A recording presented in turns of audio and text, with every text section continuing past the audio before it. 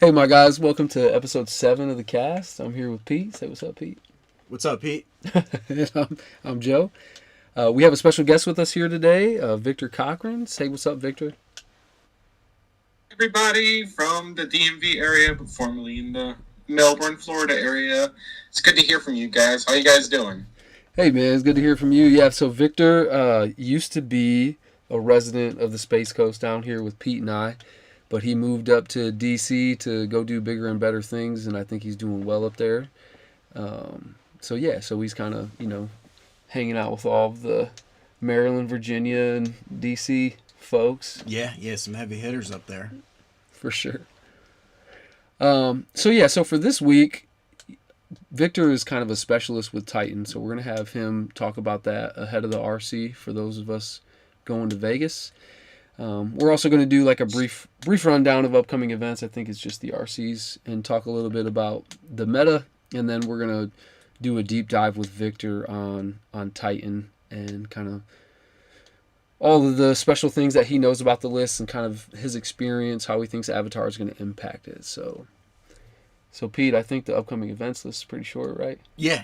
So, hey everybody, Pete here again. So this weekend we have the RC in Canada, hosted by Face to Face Games in Calgary, November 21st to 23rd.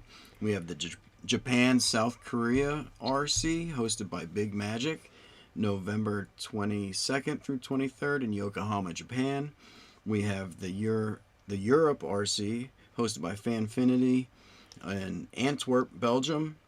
And then we have the American RC in Las Vegas, which we will be attending. Yeah, and so for the last week of challenge and kind of big event data that we have, so from November 8th to November 16th, there were 10 challenges, an RC Super Qualifier, and then the Chinese Regional Championship. So in total, there were about 1,850 players, and those 12 events were won by 4 Jeskai Blink decks, 2 Domain decks, 2 Affinity decks, 2 Prowess decks, an Eldrazi Ramp, and an Esper Blink. So Victor, what's going on, man? No Titan winners in any of these 12 events. We do that on purpose. Listen, it's we gotta make sure it doesn't look too busted out there. The deck is got people's eyes on it nowadays, apparently, according to the last ban and restricted. Yeah, I think people are a little bit concerned about Titan now, and I really don't think it's necessarily. I mean, obviously it's a powerful deck. I think that we all respect that, but I think there was the post that Fire Shoes had at the NRG that I think got a lot of attention. You were in that picture. Yeah. My teammate was playing against House of Mana, and we were 20 minutes into extra time, and I think there was a judge call that also delayed the match a little bit as well, but I think that it can have some absurd turns, and I think we're going to talk a little bit about that. So then in terms of kind of the top 8 meta of those events, so Jeskai Blink made up about 17% of the top 8 of those 12 events. Prowess at 15%. Boros Energy still putting up good results, 14%. Domain seen a pretty big jump, 12%. I think there was one challenge that was 4 of the top 8. Was that in the last week or was that the week before? I don't remember.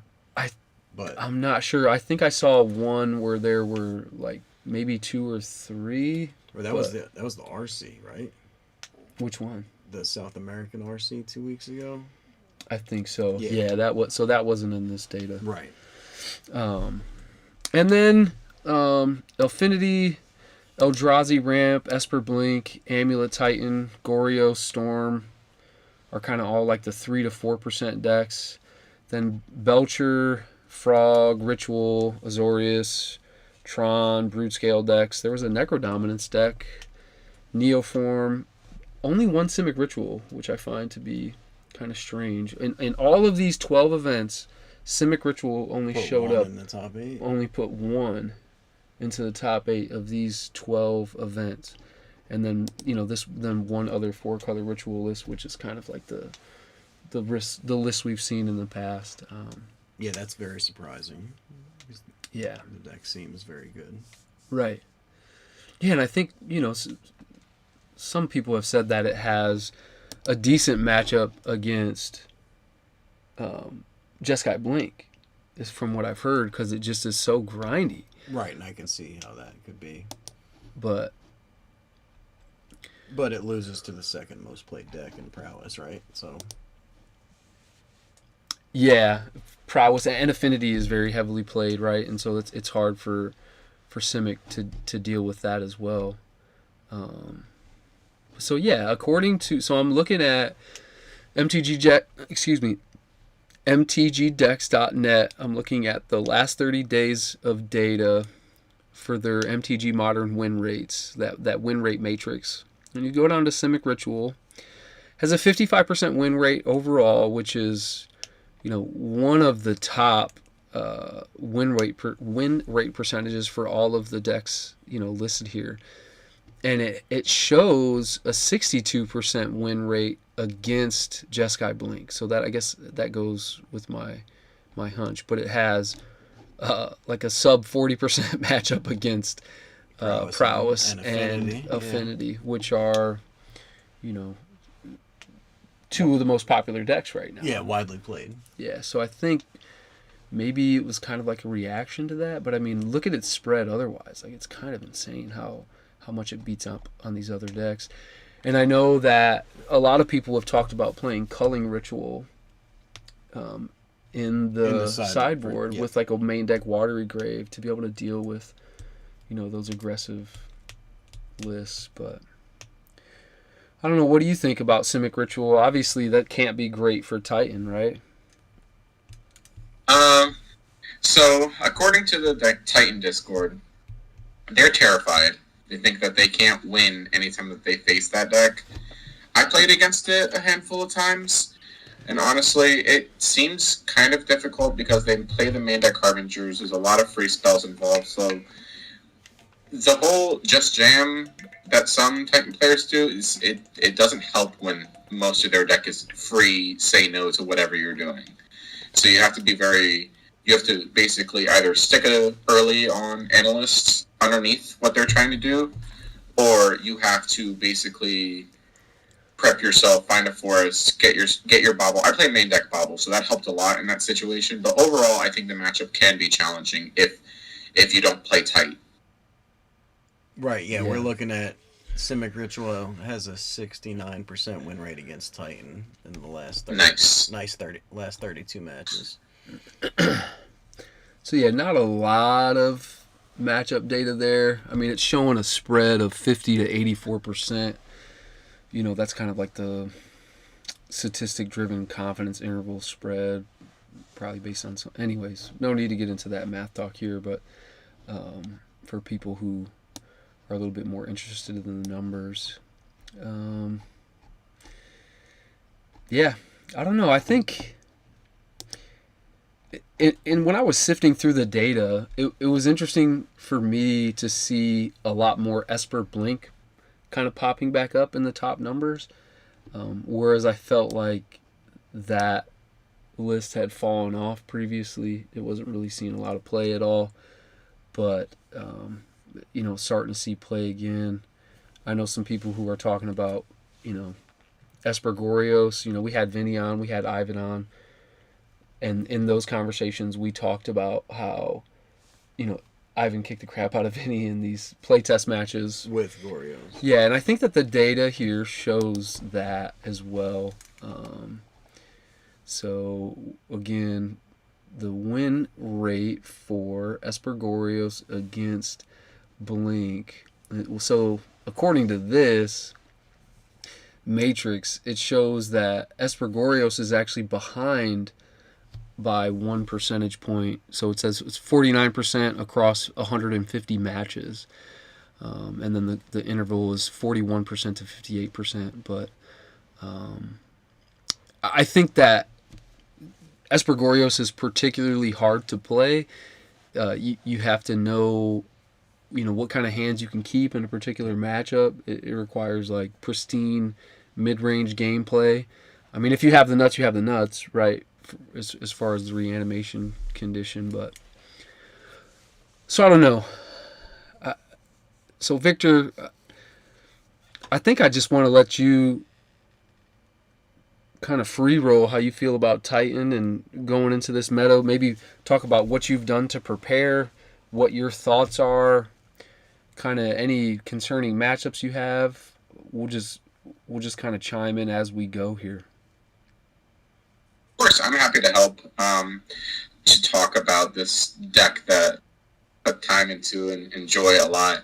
Yeah, Titan. How long have you been playing Titan for? Let's talk a little bit about your history. I feel like we skipped that altogether. Like, so we talked about where you're from, but we didn't really talk about your foray into Magic. Like, how did you get into Magic? How long have you been playing it? And then how long have you been playing Titan? Just tell us a little bit about yourself, and so we can understand where you're coming from, why you're a credible source when it comes to Titan. No problem. So I have been playing Magic since 8th Revolt. One day I got dragged into the pre-release, and I didn't stop from there. I was like, hey, this is actually kind of fun, and enjoyed it a lot. And let me think about this for a second. 8th Revolt was... How long ago was that? 2017? I think so, yeah. I think 2017. Yeah. So 2017, so I've been playing Magic for about 8 years, competitively for about 7 years. Somebody said Modern would be fun. They lied to me. I died to a Nahiri Emrakul a lot. But started off playing some 8-whack goblins. Then a few years later, roughly around the time of Field of the Dead, is when I started playing Titan. I started with the green-white Titan list. That I had saw online that seemed cool. Then I transitioned over to Amulet Titan, and then I've been playing it for, I would say, about 4 or 5 years. When you first start, the deck is kind of rough. A lot of pawns in the room at the time. So, yep, I remember. Rough time, but, didn't give up. Kept practicing, started figuring out lines. Over time, it's felt great. The deck, I respect the deck, give it its time. Sometimes I think the deck is alive. It has its own personality. It'll give you the good hands when it likes you, and it'll give you the terrible hands when you neglect it.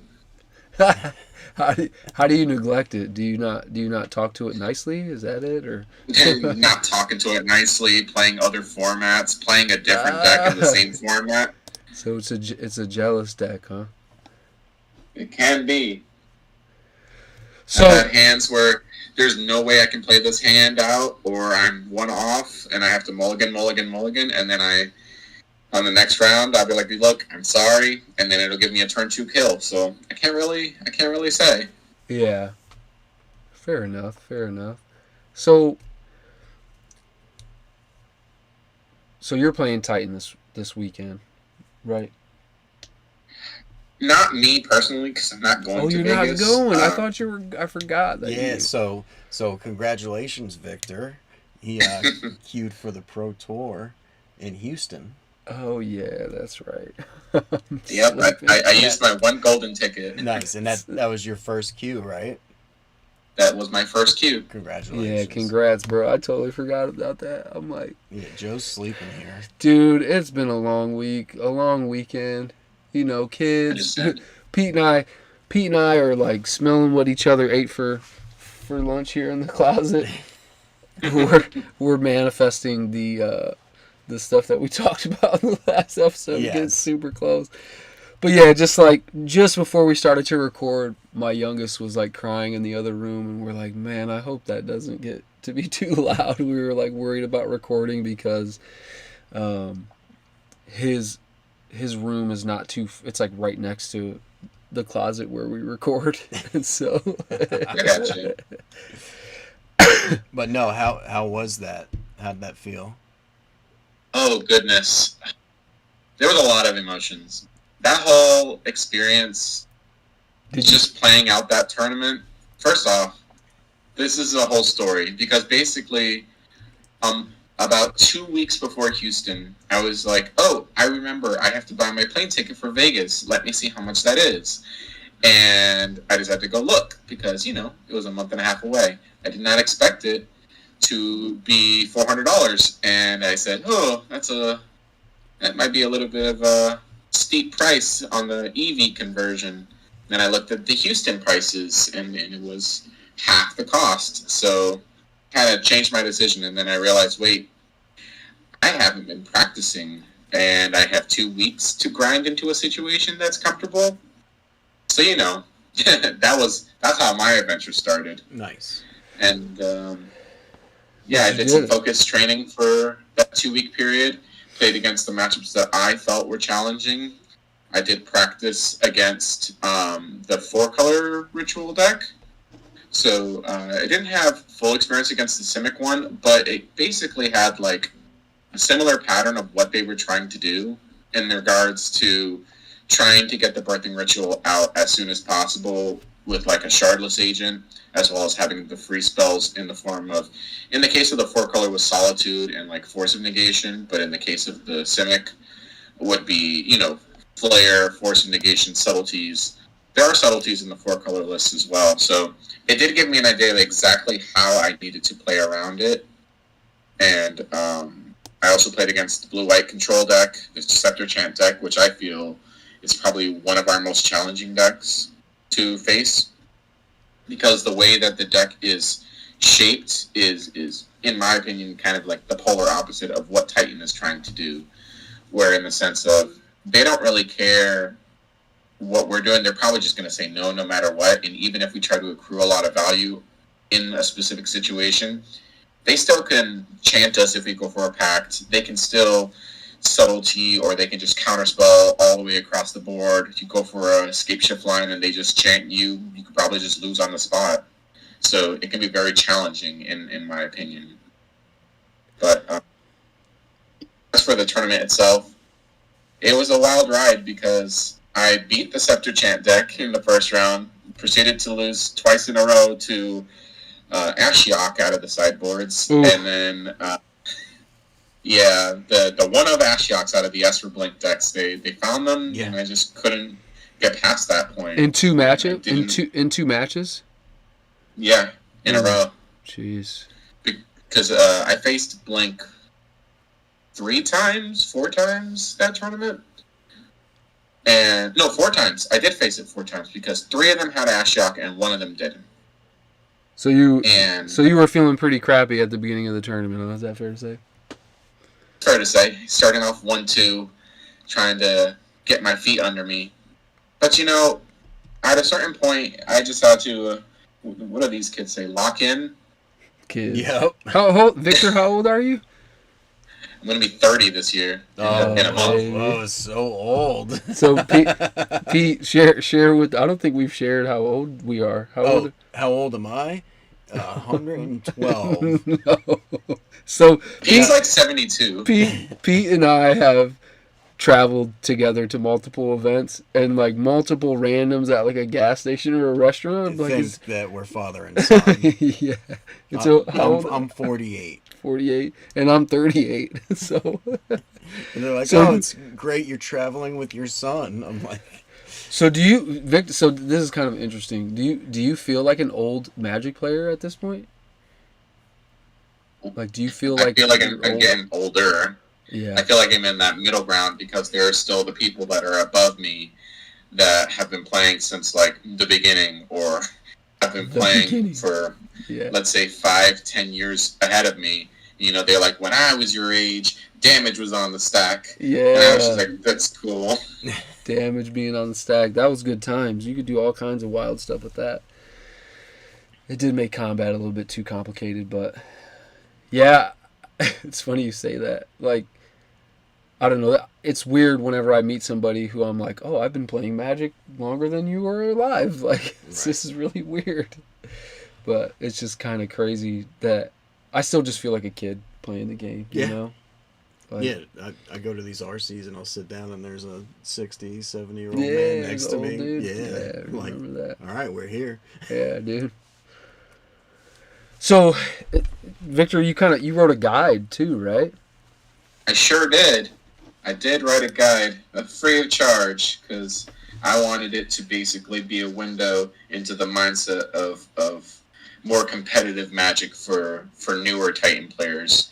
While it does have a little bit more in-depth knowledge, I always include a link to Dom Harvey's Bible, which he recently updated. So shout Okay. out to him for keeping things up to date. Yeah. Yeah, so you'll have to send me that link in Discord so I can share that in the show notes so people can get access to that, and get your take on Titan. I know I took a quick look at it. I know that we spoke the morning of the NRG because I was going to play Titan, but unfortunately could not find the last few cards I needed and just audible to something else. Which I don't know. I probably should have still just played Titan, Yeah. just like a worse version of it, and I probably still would have done fine. But Or you should have told me that's what you were going to do before you left, and I could have gave you the cards. yeah, touche, touche. I guess I didn't really know. It was constant battle with the clock to try to get Right. everything done. So, what do you think? How do you feel about Titan's position heading into this RC then, Victor? Like, are you? How I feel about it. I think that there's a quite a large target on the back of it. Okay. Generally speaking, because a lot of people now, especially with the banned and restricted announcement with the eyes on the deck, there's been a lot of talk about people playing. There's the Just Guy Blink deck, which is playing main deck. Consigned to Memories, I'm hearing talk about strict serenades. Like, that makes it more challenging because for the strict serenades, I actually felt pretty comfortable in that matchup. Because even if they have 4 consigns, eventually you're going to slam a big idiot and they run out of things to stop you with. Yeah. And the strict serenade being more challenging in that sense that a lot of us in the Titan Discord are trying to figure out a way to force our way through. Hence the newer lists that are playing 4 main deck Green Sun Zeniths. Strict Serenade won't be able to hit that specifically. Outside of that, there's a lot more people playing that Simic Ritual deck, which is already a challenging matchup. And then other matchups that they feel they can't beat Titan are playing 2 to 3 Ashioks, I've been seeing. So, hey, it might be more hateful than I saw in Houston. Yeah, Strict Serenade, I think, is just overall a really good card. Like, yeah, I think it's well positioned card in this meta right now too. Yeah, it does a lot. Right. I mean, when you think about, in the mirror in the Just Guy Blink mirror, like, it stops all their threats. Right. It really only doesn't hit their removal. And then obviously against Titan, right? Like, whether if they're doing the Summoners pack into Titan or anything like that, it stops that. But it's good to know that, Titan players are trying to shift into more Green Suns because that obviously that's a good sidestep for Strict Serenade. But it's good against so many other matchups, right? Like, taking prowess off of Slick Shot Show Off, or taking affinity off of Kappa Cannoneer, right? Like, it has really broad applications. Like, stopping a Johnny against Boros. Yeah, stopping Demir again. Stopping a frog into Esper Gorios or Esper Blink. Like, it's plenty of applications, and I think like them getting a 2/2 bird isn't nothing, but I don't know. It's pretty bad when you think about the comparison of what you're trying to. Felia, Teferi, Flage, all answer the bird. Yeah, just kind of naturally, so I don't know. So how do you guys feel about, like, what do you Jeskai Blink, obviously we just talked about. Jeskai Blink won 4 of the last 12 events. It's roughly 20% of the top 8 of these metas. Prowess, Boros Energy, Domain, all north of 10%. Affinity, just at 7%. Eldrazi Ramp has seen a little bit of an uptick. What do you guys think? Like, what's going to take down this upcoming RC in Vegas? Oh, me. You? Yep. And what are you playing, Pete? Let's talk about. Is that secret, top secret tech? Yeah, it's top secret. You'll find out when you sit down in front of me and I hand you my deck list. Yeah. So what do you? And I say that because I don't know yet. Yeah, fair enough. So what are your like leading contenders? Something with Riddler. Something with Riddler. Yeah, Yeah. Riddler seems like a broken card. Either Grixis, Esper, or Jeskai. But Yeah. leaning towards Grixis. Okay. And Victor, you would obviously play Titan, right? If you I were would going. definitely, I would definitely be playing Titan. I have figured out what Pete's playing though. I figured it out. What is it? Pete is playing VV Cauldron in Modern. Ah, no, he's not. No, I did test it after Spike played that deck, and I put it together and played it against Joe, and it was fun. But it was not good, was it? No, it's not good. So, what kind of tweaks would you make to Titan going into this weekend? If I were going, I would be playing a couple copies of Stock Up in my main deck. Okay. That has been helpful. I've been seeing some Titan players try it out. They've been doing it to some success. So I'd be playing a couple copies in the main deck. Let's see.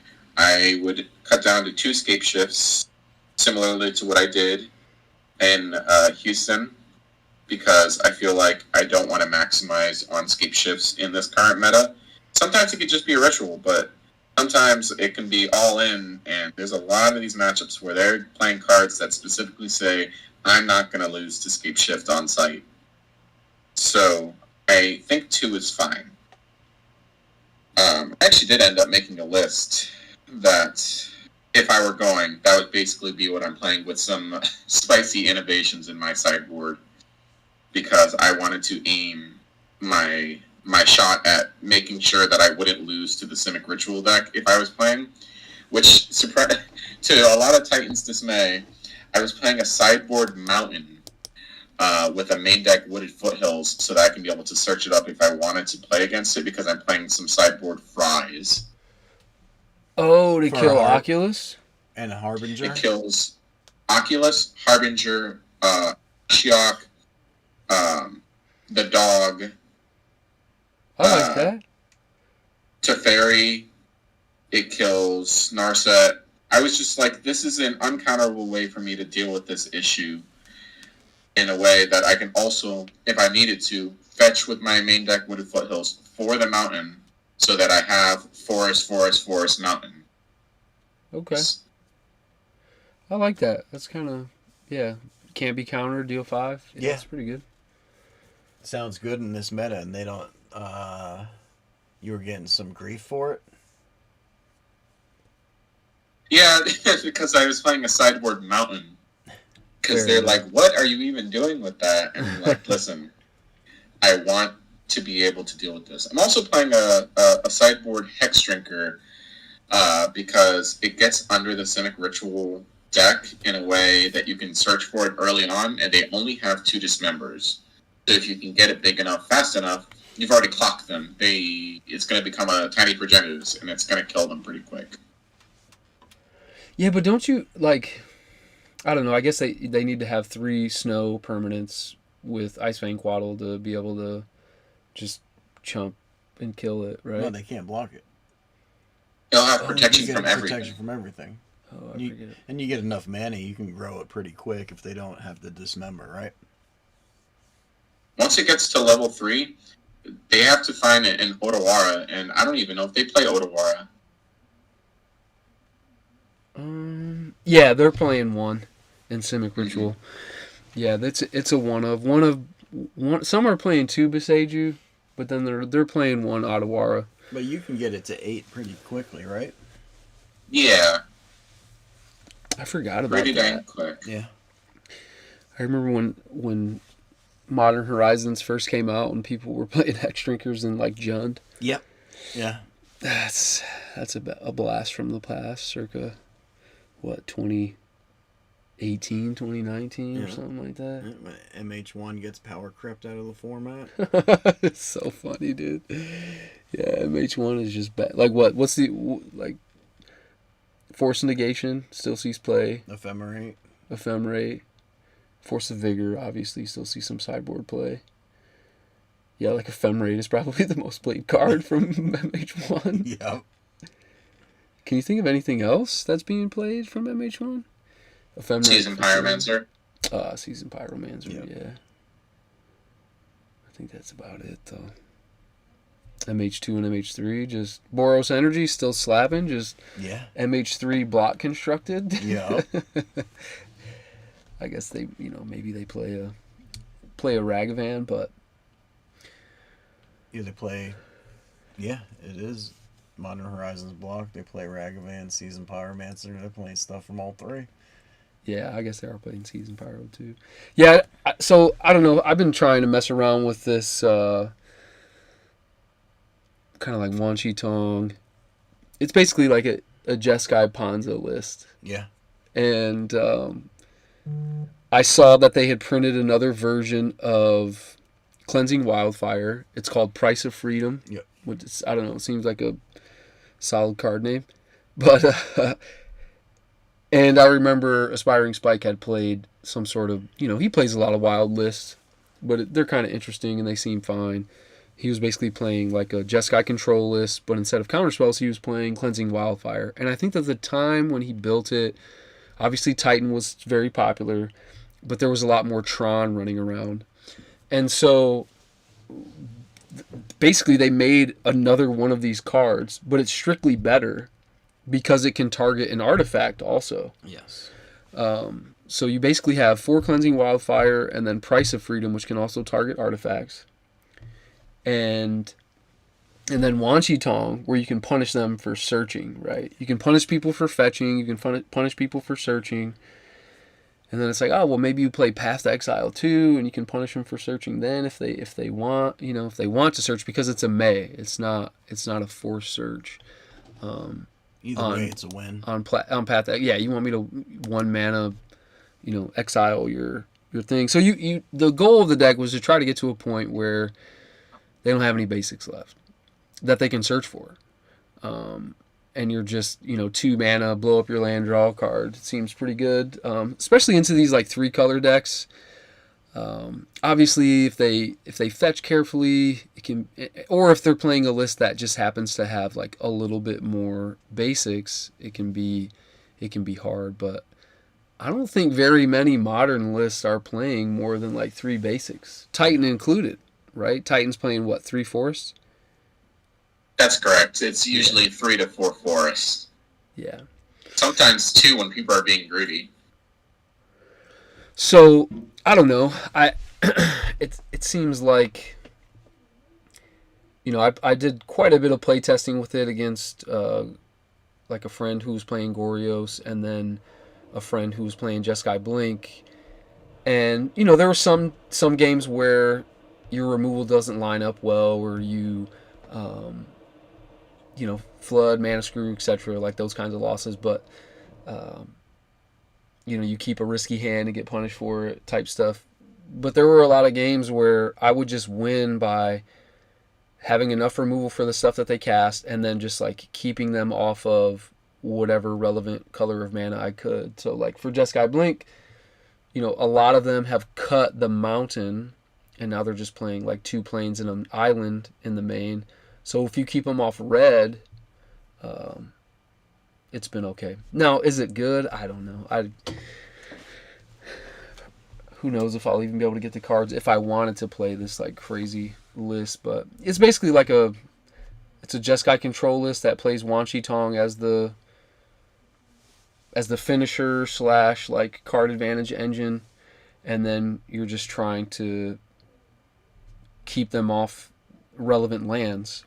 So I think that it's very strong at a Titan because it plays Path, because it plays these land destruction elements main deck, and obviously it smokes Belcher for the same reason. But these 3-color like mid-range matchups, I think it's okay. I don't think I necessarily have the data to say whether or not it's favored. But I think you can have some lines and sequences that put it pretty far ahead. But I think that it has the same problem that some of the mid-range decks have with like prowess and affinity Right. and things like that, right? Where Yeah, if they you can don't get have underneath you. If you don't have the removal at the right time, you're just dead. Right. So you don't have Wrath of the Skies, you're dead. Now I think that, you know, having the instant speed removal with Path and some of these other things can make it a little bit better, but I don't know. We'll see. What do you think of that list, Victor? Does this sound like some No, crazy idea? no. I think it's not. Yeah, like you were saying, if something gets underneath it, you're gonna be in trouble. That's one of my biggest things. And the prowess deck, they have so many threats. They won't run out probably because of the fact that they play Corey Steelcutter. Yeah, what are they So playing? They're there's playing Slick Shot, Corey Steelcutter, Mhm. Swift Spear. Swift Spear, and Channel. Chandler. Mhm. DRC. Yep. So So I think it would just be, and with the Steelcutter, it's a continuous stream of guys, yeah. which might be too much even for the one Cheeton. Yeah, for sure. I mean, it's not great. You just counter that and everything's fine, right? Yeah. You just- or Price of Freedom it. Yeah. Hey, Price of Freedom Yeah. hits it. Boom. Get that out of here. Yeah. Yeah, tell us it's good so we can play it, Victor. Yeah, we just need some affirmation to play this garbage going to Vegas, bro. We need Vinny to tell us that it's fine because of the vibes. We need Vinny to come back on here and be like, dude, it's all about the vibes. Yeah. It is about the vibes. Are I'm you vibing a with it? big advocate for playing whatever you feel comfortable with, and what you think will make you feel good. Because at the end of the day, it's not about just playing the most busted thing you can possibly play. It's about enjoying the game along the way. Oh. Too many people get too serious in the moment, and it really shows in the way that they play. And I think it's better to just enjoy yourself. You saw Vinny; he enjoyed himself all the way up. Yeah, then So- I'll just play craps then. Yeah. We're just gonna go to the sports betting book and just waste our life savings on sports gambling. No, I mean, I prefer to like tilt off and be irritable and pissed the entire day of the tournament, right? Yeah, that's what makes Joe happy. No, I don't know.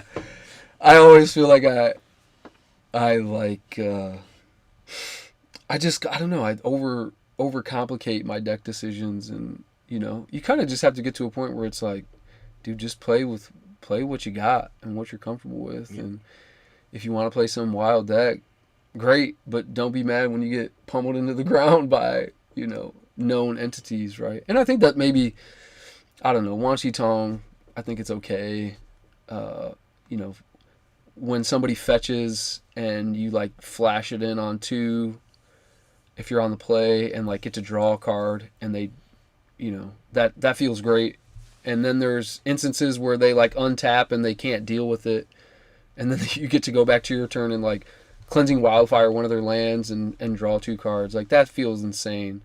But there's obviously those moments where they just prismatic ending it, or you know, they're ahead of you on cards, so they feel okay with pitching a Solitude to exile it. Like that happened a good amount against Scott, who was playing Jeskai Blink.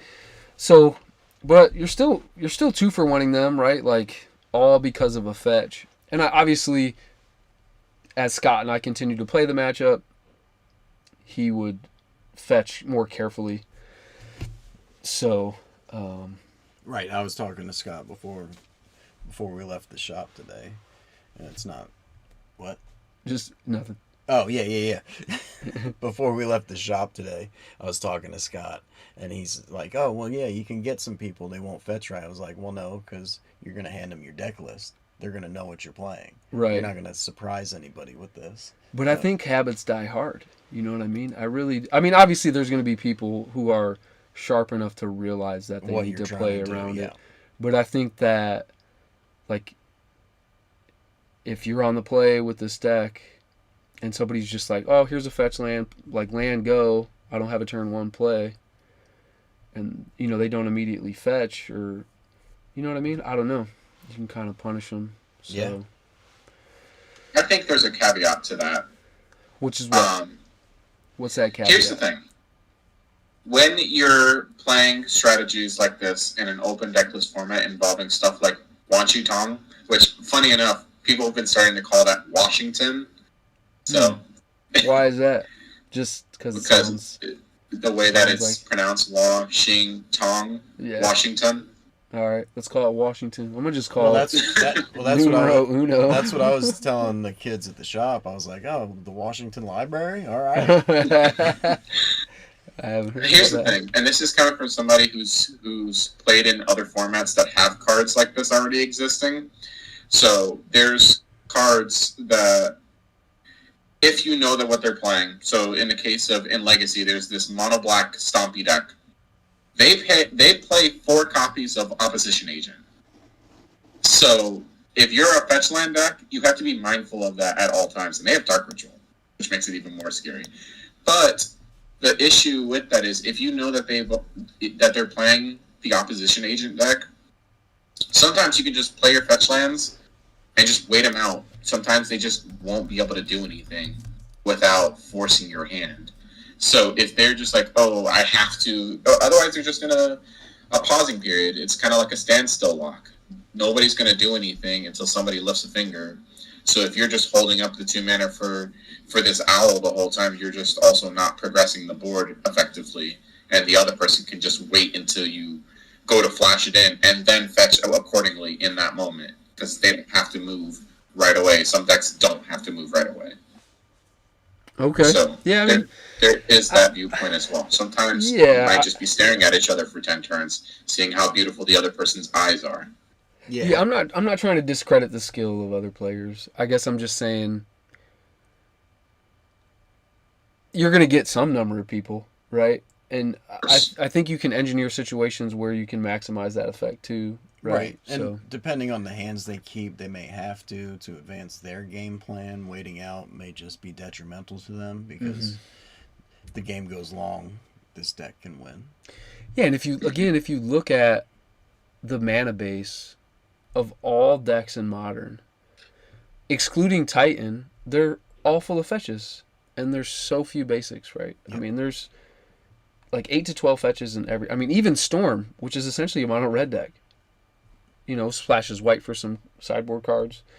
And I've actually seen some lists that splash blue for like interaction. Yeah. But yeah, I mean, I don't know. Yeah, I think I'm running 10 fetches and 3 basics. Yeah. So, I don't know. I mean, I don't think there's enough data to conclusively say whether or not it's viable. It seems fun, but I think everybody, when they saw Wanchi Tong, the Washington Library, they were all like, this card seems really good. Yeah. Especially in Modern, right? Because of the static text. But who knows, right? Yeah, more will be revealed. Yeah. So, if you want to tell us that we're smoking crack and to just play something else, just tell us, Victor. It's okay. We will not be offended. Or at least I won't be offended. Yeah, I don't know. I'm not sure. I think Pete maybe thinks I'm smoking crack too. But yeah, no. I want Joe to tell me the deck's great, and I'm going to play it. This is what I keep saying to him. But be the voice of reason, Victor. I think if he thinks it's going to be great, he should just play it out and see how it goes. Matter of fact, you know what? You're getting there early enough. You should play it on the Friday event, see how it goes. If you're like, I hate this, then switch it out. Why you gotta be logical, dude, and provide good suggestions to me, man? That is actually a great idea. You're supposed to tell me to just register it now and be done, right? Like, we will be there. And if you want to. Yeah, no. Yeah. Just remember the old saying, no regrets. No regrets, dude. No regrets. What is that from? We're the Millers? Yeah, I think so. It is We're the Millers, right? Where the with the tattoo, the girl's like boyfriend has no regrets on his chest or whatever. Oh man. So I don't know. We'll see. I think it's Jeskai Panza or just Jeskai Blink. It's Yeah. like I one of think you're those two. sleeping on a specific strategy that I've seen online. Say again? I think you're sleeping on a specific strategy that I've been seeing online. Oh, let's hear it. What is that, dude? It's I believe it's just red green. It's a red green land destruction deck. It's almost like Ponza, but it's using the new Badger Mole Cub and Ghost Quarters and Renin 6 and Spring Heart Nantuko. What do you... Oh, you're just making like a bunch of insects or a bunch of badger No, cubs? so Just think of it Oh, this, was that an think of it this infinite... way. Is that an infinite... You Oh, just go ahead. We'll talk to us about it. your earthbender. So ghost basically, if you can animate a Ghost Quarter and bestow it, you can just like make an army of Ghost Quarters, as much mana as you have available, or just keep doing that every turn, Yeah. and you can eventually just get rid of all your opponent's lands while also making an army. And it can be pretty good. You never know. That actually seems like a starting point for some people. The Badger Mole Cub is getting a lot of attention in a lot of formats because of what it's capable of doing. So, I don't know. I think there's something there. It could be. Earthbend seems kind of broken. Yeah, and then you're playing Besagus, so you get back Besagus with Renin 6 also. Yep, you can get back Besage you. You can get back your Ghost Quarter if it somehow gets out of the way. It's a lot of options involved with it. I think there's something there. You can use 6 if for a reason, like you can be playing 6, so then you can retrace the Badger Mole Cub if it comes up. Huh. I just feel like there's so much exile removal in these white blink lists that, you know, obviously there's plenty of that still just kill it, you know, right? Like it gets hit by a But we're flame or ignoring something like something that. else. Uh-oh, what's up? You gotta- man? There's Bossing Say. You can Oh earthbend my every god, turn. dude. Wait, Bossy. Oh, you're talking about the land. Yeah, that's what I was. Yeah. That's what I wanted to ask you. Do you think that's showing up in Titan? I don't know. I think the Titan mana base is pretty strict right now, so it's kind of hard to. Whoa, Find dude, a says spot the to guy do. who's playing a mountain in his sideboard. That's true, but I've got my reasons. Right, I promise. Don't you just bossing say your Urza Saga and then just keep recycling your saga? You could. I've even considered playing the Badger Mole Cub as one of my 2 drops in the deck, just to see how it works. But I don't think I would want to do it for Vegas, as I want to just play the most consistent version I can right now without experimenting too hard. Though, again, I would have just did what I told Joe to do. I would have tried it on Friday, see if I liked it. If I liked it, cool. If I didn't, it's easy swap.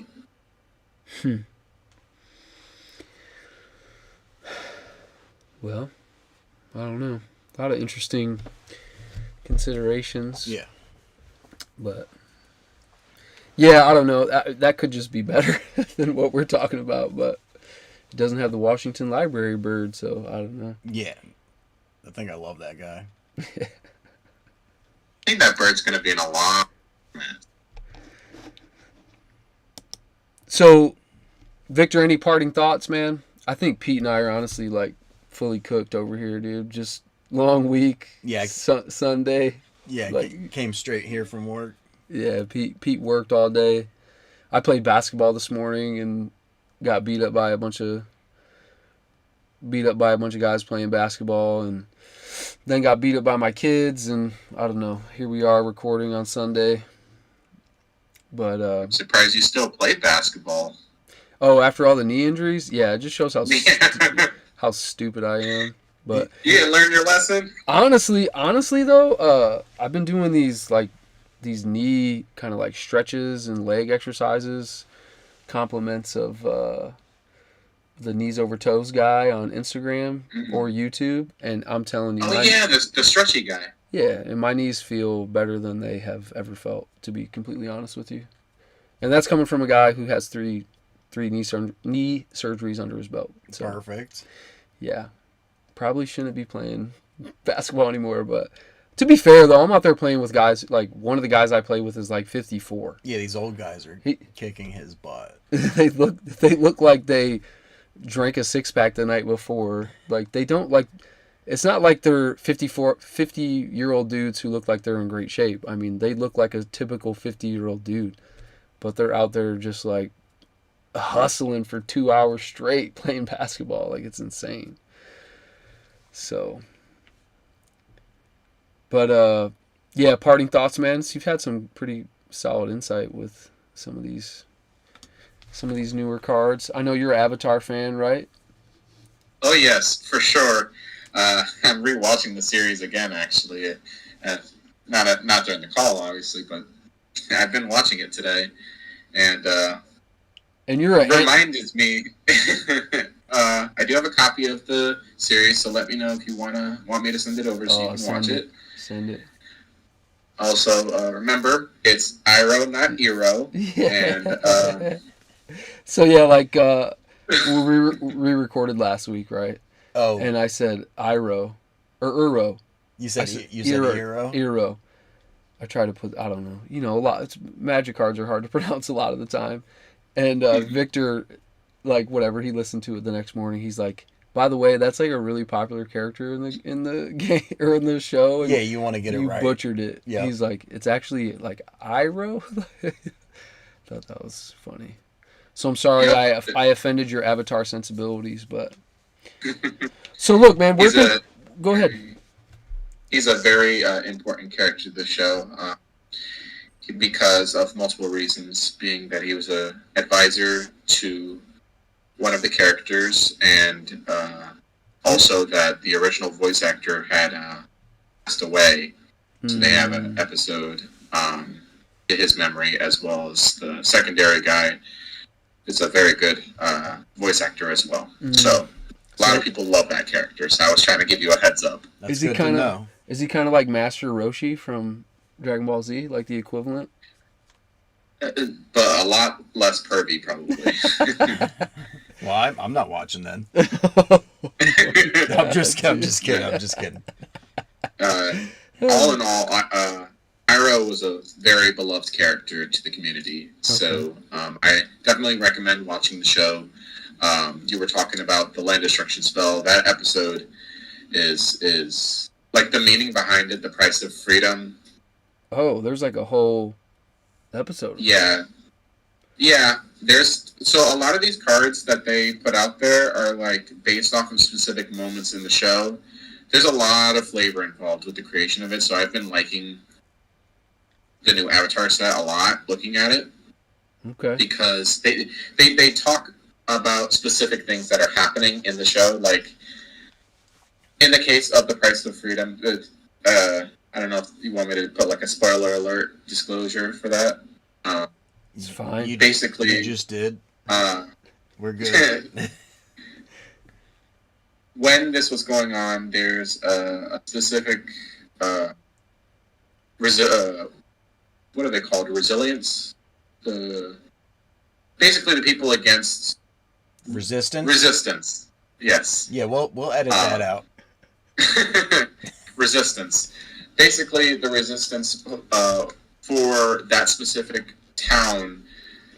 The guy who was leading it made a decision where basically he didn't like the Fire Nation occupying that town. So instead of trying to convince the villagers inside of it to riot, he felt that the only price of freedom was to basically sacrifice everybody in that village by basically filling up the dam and then blowing it up so that it would flood the town. What the hell kind of a show is this, bro? That is pretty dark. I thought it's like happy magic beatings. You know what I mean? Like dudes would just fight occasionally, but I don't know. I guess there's some dark. I only really know DBZ. Like that's it. I know Dragon Ball. I know Dragon Ball Z, and I feel like that's all relatively mellow. Like, you know, Goku dies, but after the third time the guy dies, you're like, oh, I'll just wish him back with the Dragon Balls, right? There's really not that much dark stuff happening. Well, don't worry, nobody died.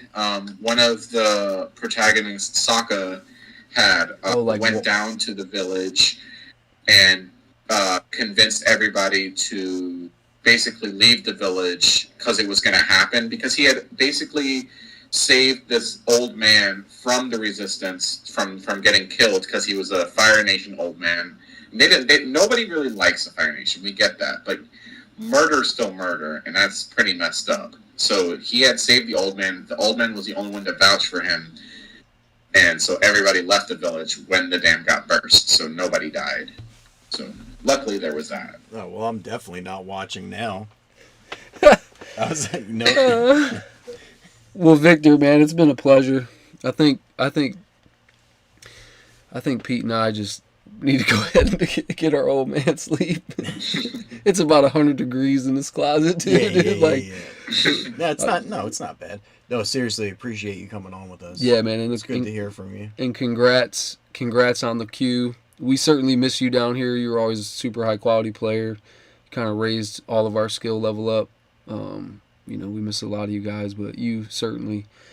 So, whenever you come back, man, just let us know. I know you still got family down here, so just stay in touch. And wish us luck, man. I think Pete and I are both going to need it. Yeah, I'm going to need the most luck. So, you want to share any social media or things like that where people can reach out to you? They can reach out to me on Discord. You can find me Vector27, spelled VEKTOR 27. I don't really use Twitter. Fair enough. If you see me in these streets, you didn't see me. But anyways. All good, man. All good. Pete, your socials, you want to share them? Oh, yeah, you can find me on the Twitters or X at PW999. You can also follow the show on Twitter, My Guys Magic Podcast. Also on YouTube, My Guys Magic Podcast. Or catch me on MTGO in a league or something, Dead Baby Unicorn. Yeah, and if you want to follow me on Twitter, it's Joe_Mama_77. We've also got Blue Sky set up for the podcast, so if you strictly use that platform, you can follow us there. And if you listen to us thus far, we really appreciate it. And good luck in whatever RC you're going to be competing in. And unless you're playing against me, and have bad luck, have fun. Bad luck, have fun. That's my new thing. All right. See you next week, my guys. All right, my guys. See you next week.